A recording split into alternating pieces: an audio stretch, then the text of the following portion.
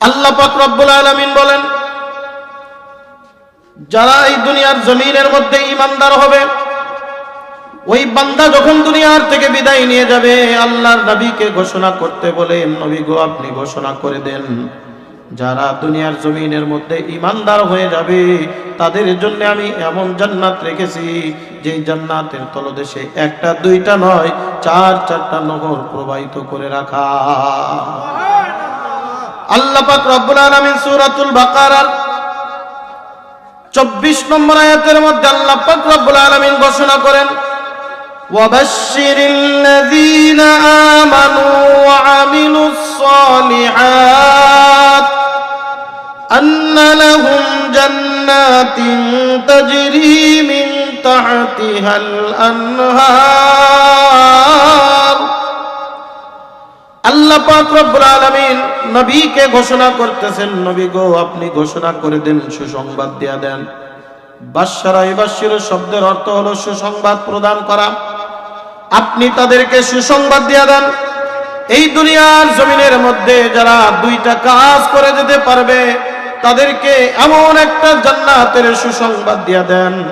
আল্লাহ পাক রব্বুল আলামিন নিজে ঘোষণা করেছেন, তাজরি মিন তাহতিহাল আনহার, যে জান্নাতের তলদেশে একটা দুইটা নয়, চারটা নহর প্রবাহিত করে রেখেছি।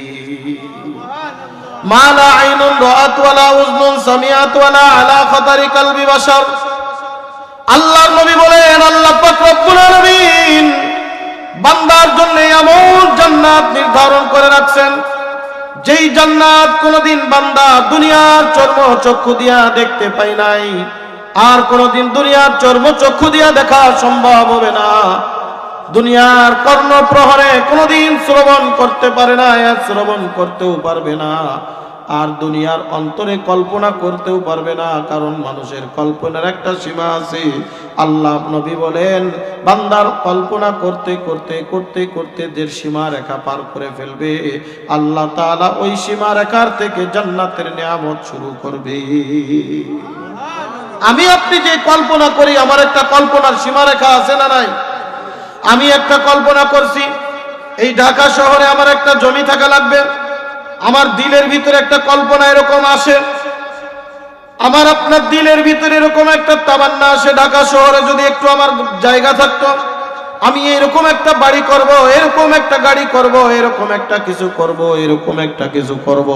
এইভাবে এক একটা কল্পনা করে, একটা কল্পনা করতে করতে বান্দার সীমারেখা যেখানে শেষ হয়ে যাবে, আল্লাহ তাআলা জান্নাতের নাজ নিয়ামত সেখান থেকে শুরু করে দিবে।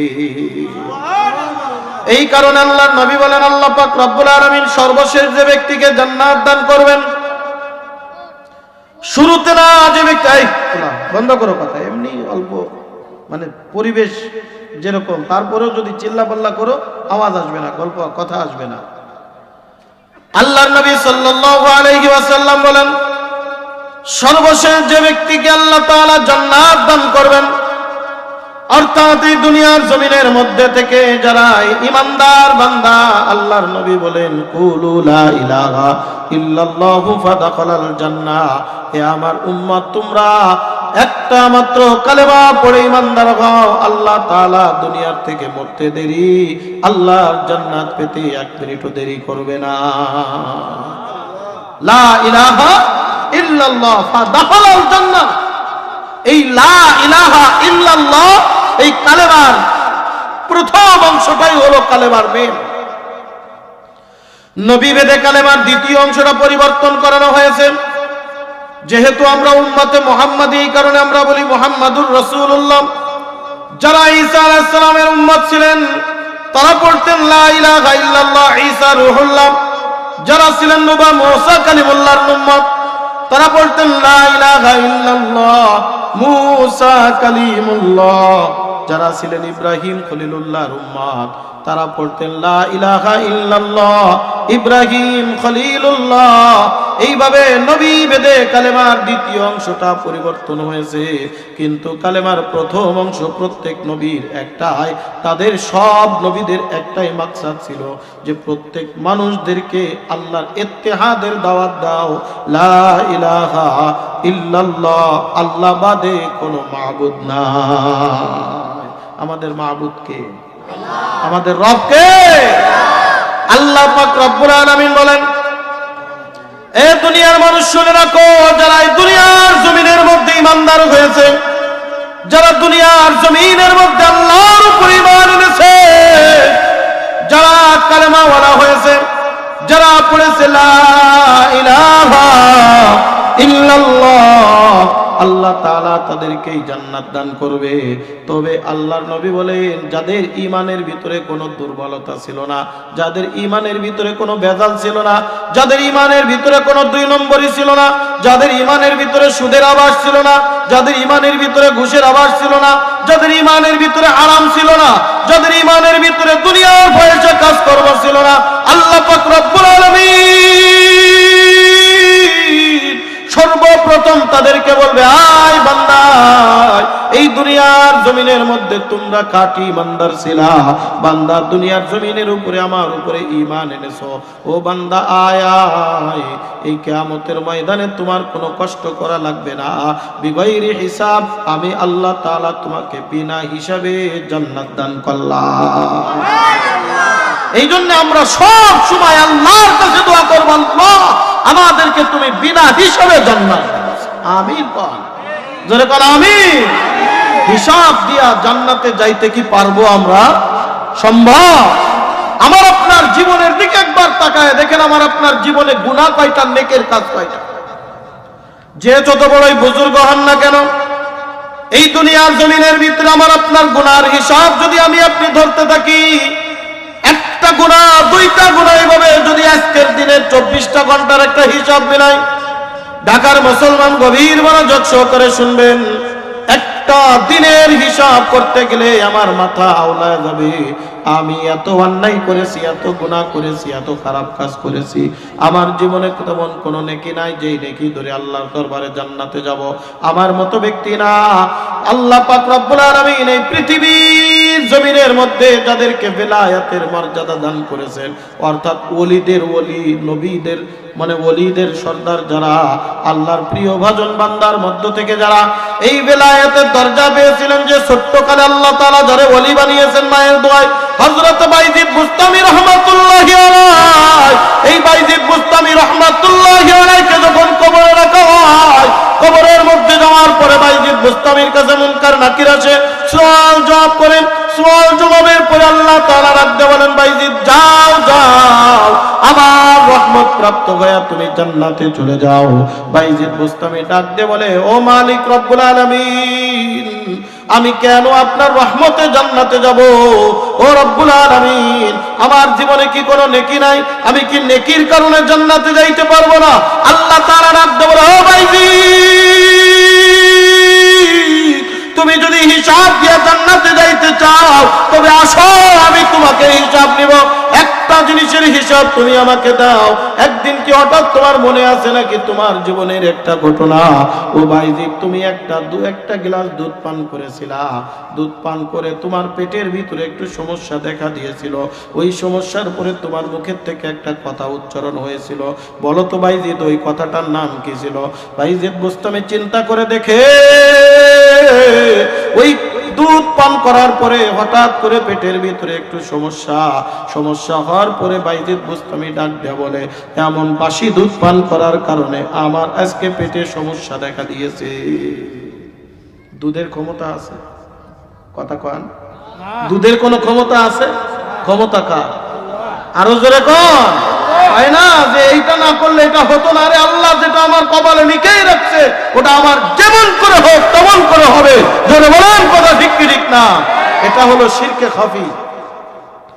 বন্ধুরে আমার, আল্লাহ তাআলা রাখতে বলে, বাইজিদ এই যে তুমি শিরিক করে ফেলেছিলে, তুমি দুধের ভিতরে ক্ষমতা দিয়েছিলে, অথচ পেট তো খারাপ করেছিলাম আমি। পেট খারাপ করেছিল কে? পেট তো খারাপ করাইছিলাম আমি, কিন্তু তুমি ক্ষমতা দিয়েছিলে দুধের ভিতরে। আরে আগুন, আমরা দেখি আগুন মানুষকে পোড়ায় দেয়। যদি আগুন সত্যিকারে পোড়ানোর ক্ষমতা রাখতো, ইব্রাহিমের একটা পশম পর্যন্ত থাকতো না। জোরে কোন কথা ঠিক কিনা? পানির ভিতরে মরে গেলে মানুষ ডুবে ডুবে মারা যায়, পানি মানুষকে ডুবায়া দেয়। যদি ঠিক এই রকম হতো ইউনূস আলাইহিস সালাম বাঁচতে পারতেন না। জোরে জোরে কোন কথা ঠিক কি ঠিক না? সব ক্ষমতার মালিক জোরে বলেন কে? আল্লাহ তাআলা রাখতে বলেন ইন্নাল্লাহা আলা কুল্লি শাইইন কাদির।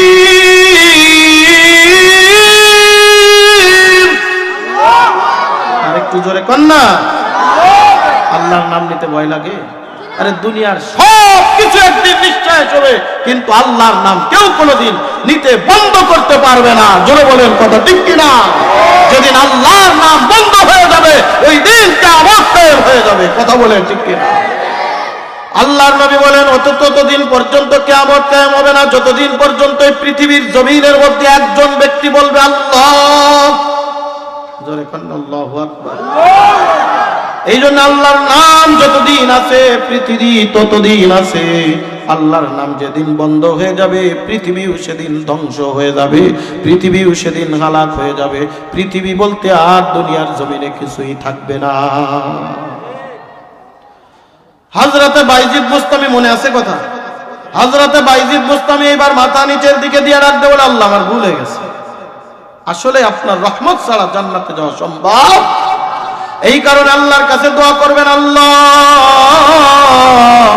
বিনা হিসেবে যাদেরকে আপনি জান্নাত দিবেন তাদের মধ্যে আমার নামটাও রেখে দিয়ে। বন্ধুরে আমার, আল্লাহ তাআলা বিনা হিসেবে জান্নাতি কাদেরকে বলবেন, কাদেরকে করবেন? আল্লাহ তাআলা রাখতে পারে দুনিয়ার মানুষ আমি তাদেরকে বিনা হিসেবে জান্নাতি করব। এই দুনিয়ার জমিনের মধ্যে যারা আমি আল্লাহর উপরে খাঁটি ভাবে ঈমান এনেছে, আল্লাহ তাআলা বলেন উলাইকা হুমুল মুমিনুনা হাক্কা লাহুম দারাজাতুন ইনদা রাব্বিহিম ওয়া মাগফিরাতুন ওয়া রিজকুন কারীম। আল্লাহ তাআলা বলেন যারা দুনিয়ার মধ্যে আল্লাহর প্রিয় ভাজন বান্দা হবে, খাঁটি বান্দার হবে, আল্লাহ তাআলা দুনিয়াও তাদেরকে অপমানিত করবেন না, আল্লাহ তাআলা আখিরাতেও তাদেরকে অপমানিত করবেন না। বরং আল্লাহ এমন আল্লাহ, শুধুমাত্র আল্লাহর উপরে বান্দা যদি ঈমান আনয়ন করতে পারে, আল্লাহ তাআলা বলে বান্দা এই দুনিয়ার কোনো মানুষ তোমারে পরিচয় না দিতে পারে, ওই কিয়ামতের ময়দানে আমি আল্লাহ গ্যারান্টি দিয়া দিলাম বান্দা তুমি আমার দরবারে খাঁটি বান্দার হয়ে যাও, বেজাল্লা মার্কা ঈমান আনবা না। বান্দা ঈমান আনছো তুমি হারাম কাজের দ্বারে কাছেও যাইতে পারবা না, সুদের দ্বারে কাছেও যাইতে পারবা না, গুনাহের দ্বারে কাছেও যাইতে পারবা না, দুনিয়ার ফাহিশা কাজকর্মের ভিতরে যাইতে পারবে না। ওই যে মসজিদের মুয়াজ্জিন যখন ডাক দিবে হাইয়া আলাস সালাহ, ওই মসজিদের মুয়াজ্জিন যখন ডাক দিবে হাইয়া আলাল ফালাহ, একজন ইমানদার বান্দা চায়ের দোকানে বসে আড্ডা দিতে পারবে না, একজন ইমানদার কোনোদিন বাসা বাড়িতে ঘুমিয়ে থাকতে পারবে না, একজন ইমানদার কোনোদিন দুনিয়ার কাজকর্মের ভিতরে লিপ্ত হতে পারে না, একজন ইমানদার বান্দা দুনিয়ার কাজকর্মের ভিতরে পড়ে থাকতে পারে না, মিল কলকারখানায় পড়ে থাকতে পারে না, দুনিয়ার পয়সা কাজের ভিতরে লিপ্ত হতে পারে না। একজন ইমানদার দুনিয়ার কাজকর্মের ভিতরে বন্ধ হবে না। ওই বান্দা দৌড়াবে মসজিদের দিকে, ওই বান্দা দৌড়াবে নামাজের দিকে, ওই বান্দা দৌড়াবে ঈমানের দিকে, ওই বান্দা দৌড়াবে আল্লাহর ঘরের দিকে। আল্লাহর কুদরতি ঘরের ভিতরে দাঁড়িয়ে আল্লাহর দরবারে ডাকতে বলবে আল্লাহু আকবার, ওগো আল্লাহ দুনিয়ার সব কাজ বন্ধ করে দিলাম, আমরা একমাত্র আপনাকে বড় বলে স্বীকার করে নিলাম।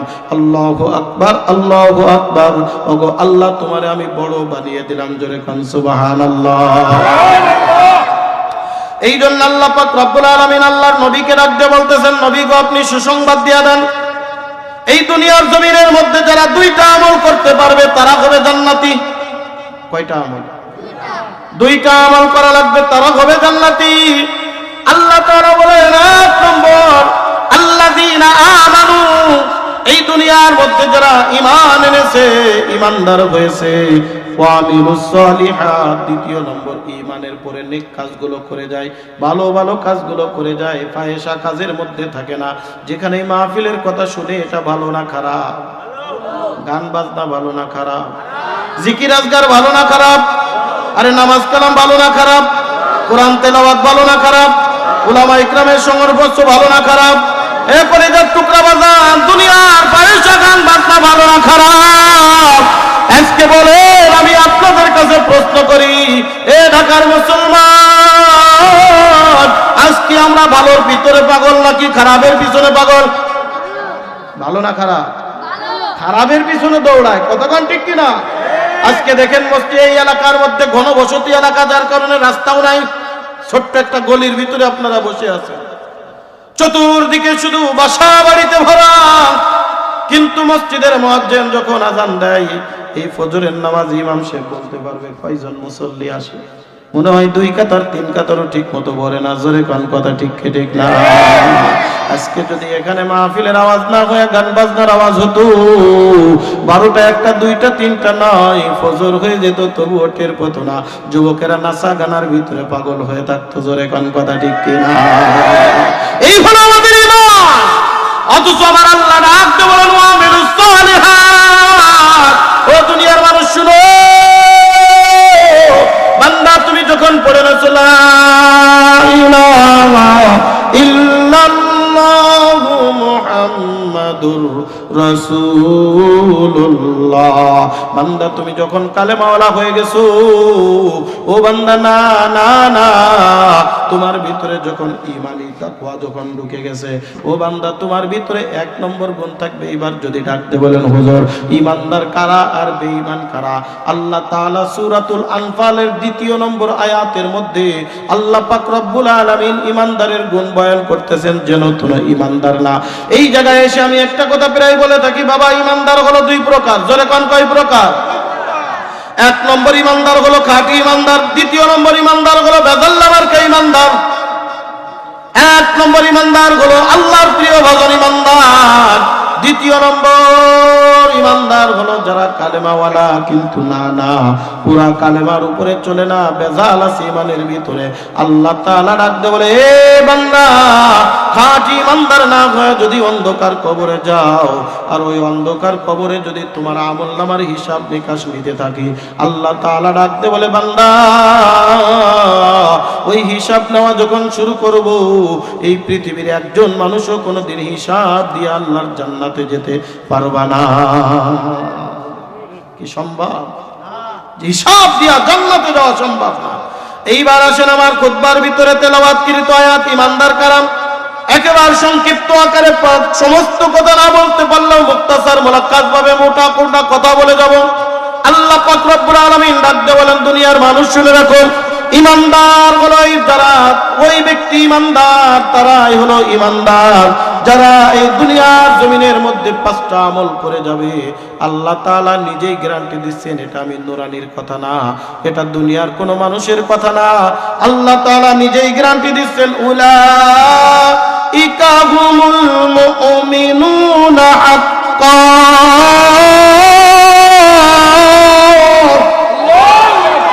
আল্লাহ তাআলা নিজেই গ্যারান্টি দিচ্ছেন, আমিন, আল্লাহ গ্যারান্টি দিলাম, তারা হলো প্রকৃত মুমিন, তারা হলো খাঁটি মুমিন, যারা 5টা গুণে গুণান্বিত হবে। দুনিয়ার জমিনের মধ্যে যারা 5টা গুণ অর্জন করবে।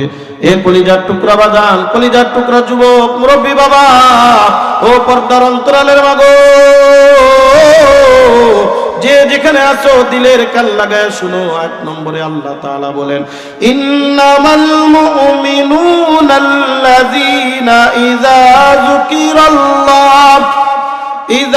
যুকিরাল্লাহু ওয়াজিলাত কুলুবুহুম ওয়া ইযা তুলিয়াত আলাইহিম আয়াতুহু যাদাতুহুম ঈমানাও ওয়া আলা রাব্বিহিম ইয়াতাওয়াক্কালুন। আল্লাহ তাআলা রাখতে বলেন, হে দুনিয়ার মানুষ শুনে রাখো, তোমরা যদি খাঁটি ঈমানদার হইতে চাও, 1 নম্বরে তুমি যে গুণটা অর্জন করবা, ইযা যুকিরাল্লাহু ওয়াজিলাত কুলুবুহুম, বান্দা তুমি যখন জিকির করবা, অথবা বান্দা তোমার সামনে যখন আমার আল্লাহ পাকের জিকির আজগার করা হবে, ও বান্দা মনে রাখবা, তোমার জিকিরের ভিতরে আলাদা একটা মজার স্বাদ চলে আসবে। জিকিরকারী বান্দার ভিতরে আল্লাহ তাআলা একটা স্বাদ দিয়া রাখে। এ কলিজার টুকরা বাজার, এ আমার কলিজার টুকরা যুবক, আজকে তোমার জিকিরের ভিতরে মজা লাগে না গানের ভিতরে মজা লাগে? আজকে তোমার জিকিরের ভিতরে মজা লাগে না হারামের ভিতরে? আজকে বান্দা তুমি যতই কালেমাওয়ালা হও না কেন, আল্লাহর দরবারে খাঁটি ইমানদার হইতে পারো না। আজকে যদি আপনাদের মোবাইল চেক করি, কয়জনের মোবাইলে গজল আছে আর ওয়াজ আছে, আর কয়জনের মোবাইলে কোরআন তেলাওয়াত আছে আর গান আছে? এই যে রাত্রে শুয়ে শুয়ে যুবক, ওই যে মোবাইলটা দেখো, ওই যে নাচা গানা তোমার কাছে দেখতে দেখতে কখন জানি রাত 12টা 1টা বাজে গেছে, টের পাও নাই। না, সপ্তাহ পার হয়ে যায়, মাস পার হয়ে যায়, তোমার কাছে কোরআন তেলাওয়াতে মজা লাগে না, আল্লাহর জিকিরে মজা লাগে না। বান্দা তুমি আল্লাহর জিকির আজগার করতে চাও না, বান্দা তুমি সুবহানাল্লাহ আলহামদুলিল্লাহ আদায় করতে চাও না। এ কলিজার টুকরা বাজার, মনে রাখবা শুধুমাত্র কালেমা পড়লে মুসলমান হওয়া যায় না, ইমানদার হওয়া যায় না। ইমানদার হওয়ার জন্য শর্ত হলো বান্দা তোমার আল্লাহর জিকিরের ভিতরে, আল্লাহর নামের ভিতরে একটা এমন একটা মজা আসবে, যেখানে আল্লাহর নাম হবে, যেখানে আল্লাহর কথা হবে, সেখানে তোমার দিলটা ছটফট করবে, আমি ওখানে যাব আর ওখানে থাকবো। আর যখনই তুমি সময় পাবা জিকির করবা কার? আল্লাহ পাক রব্বুল আলামিন এই পৃথিবীর জমিনের মধ্যে যতটা ইবাদত দিয়েছেন, কোন ইবাদত বেশি করার কথা বলে নাই। এই জায়গায় এসে আমি একটা কথা বলি, অনেক এমন ইবাদত আছে যে ইবাদত বেশি করলে কিন্তু কবুল হয় না। আপনারা মাগরিবের নামাজ পড়েন কি পড়েন না? পড়েন কিনা? সব সময় না পড়তে পারেন, মাঝে মধ্যে তো পড়া হয়। অনেকেই আছে প্রত্যেক দিন পড়ে, অনেকে আছে মাঝে মধ্যে পড়ে। এ কলিজার টুকরা বাজান, বলেন তো মাগরিবের ফরজ নামাজ কয় রাকাত? এখন আমি যদি মনে করি 3 রাকাত বেজোড় সংখ্যা কেন পড়বো, 1 রাকাত বাড়তি করে 4 রাকাত পড়লাম, আমি আপনাদের কাছে প্রশ্ন করি মাগরিবের নামাজ হবে নাকি? কেন? বেশি হয়েছে না? বেশি হয়েছে না? তাহলে আমল করলাম বেশি, কিন্তু নামাজ ইচ্ছাকৃত ভাবে 3 রাকাতের জায়গায় 4 রাকাত পড়লে তার গুনাহ হবে না? নাকি হবে? কেন গুনাহ হবে? ও তো আমল বেশি করছে। 3 রাকাতের জায়গায় 4 রাকাত করেছে। কলিজার টুকরা বাজান, নামাজ আল্লাহ তাআলা যেখানে যে অবস্থায় রেখেছে, ওখানে ওই অবস্থায় আমাকে আপনাকে করা লাগবে। বেশিও করা যাবে না, কমও করা যাবে না। 3 সময় নামাজ পড়লে নেকি হয় না, নেকি হয় না, গুনাহ হয়। তার মধ্যে একটা সময় হলো যখন সূর্য উদিত হয়, আর একটা সময় হলো সূর্য যখন দ্বিপ্রহার মাথার উপরে, 3 নম্বর যখন সূর্য অস্ত যায়। এই 3টা সময়ে নামাজ যদি কোনো ব্যক্তি পড়ে জেনে শুনে, ওই লোকটার নেকি হবে না, বরং গুনাহ হবে। জোরে কোন কথা ঠিক কিনা? আল্লাহ তাআলা একটা মাত্র নফল ইবাদত, যে ইবাদতের ব্যাপারে আল্লাহ পাক রব্বুল আলামিন বলেন, ইয়া আইয়ুহাল্লাযীনা আমানু যকুরুল্লাহা যিকরান কাসীরা ওয়াসাব্বিহুহু বুকরাতাও ওয়া আসীলা। আরেকটু জোরে কোন আল্লাহু আকবার। আল্লাহ পাক রব্বুল আলামিন ডাক দিয়ে বলেন, হে দুনিয়ার মানুষ শুনে রাখো, আল্লাহর জিকির বেশি বেশি পরিমাণ করো। যিকরান কাসীরা, বেশি বেশি পরিমাণ আল্লাহর তাসবিহ তাহলিল আদায় করো, বেশি বেশি পরিমাণ আল্লাহর জিকির করো। বান্দা, দুনিয়াতে কোনো এমন ইবাদত নাই যে ইবাদত আমি বেশি করার কথা বলেছি। একটা মাত্র ইবাদত, যে ইবাদতটার নাম হচ্ছে জিকির। এই জিকির হলো যত বেশি করবা, জোরে কোন খুশি হবেন কে? আমার আল্লাহ যদি আমার উপরে খুশি হয়ে যায়, বান্দা, না দুনিয়ায় কোনো পেরেশানি আছে, না আখিরাতে কোনো পেরেশানি আছে। যারা আমার আল্লাহর সাথে সম্পর্ক করবে, যারা আমার আল্লাহর সাথে মহব্বত করবে, আল্লাহ পাক রব্বুল আলামিন ডাকতে বলেন, ফাযকুরুনি আযকুরুকুম ওয়াশকুরুলি ওয়ালা তাকফুরুন।